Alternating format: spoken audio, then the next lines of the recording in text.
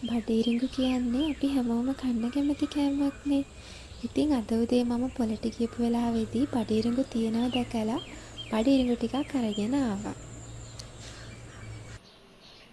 මේ මෑතක දවසක මම ගමනක් ගියපු වෙලාවක දැක්ක පාර අයිනේ බඩේරිඟු විකුණන කෙනෙක්.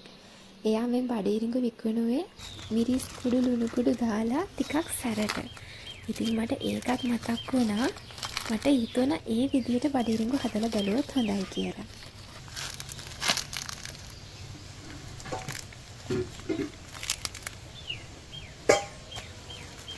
ඔයාලට පේනවා නේද? හරිම ලපටි බඩේරිඟු. පොඩ්ඩක්වත් මෝරලා නැහැ.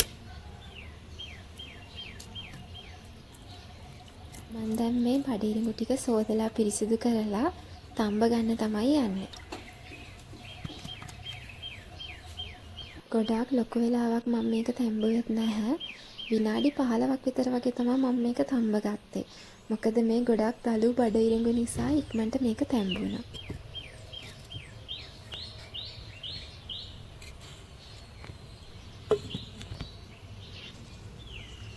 දැන් නම් බඩේරිඟු ටික තැඹිලා ඉවරයි.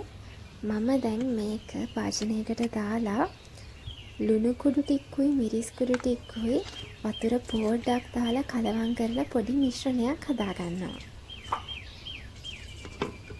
වෙනදට නම් අපි බඩේරිඟු කන්නේ ලුණු කුඩු චුට්ටක් විතරක් දාලා තම්බලානේ. හැබැයි මේ විදිහට ලුණු මිරිස් දෙකම දාලා හදාගත්තම මේක හොඳට සැරට කන්න පුළුවන්. ඔයාලත් ආයේ ගෙදරට බඩේරිඟු ගෙනාවහම මේ විදිහට හදලා බලන්න. හැමදාම කන විදිහට චූටි වෙනසක් එකතු කරාම ඒකේ අමුතුම රසක් තියෙනවනේ. ඉතින් ඔයාලා මගේ channel එක subscribe කරලා නැත්නම් මගේ channel එකත් subscribe කරන්න.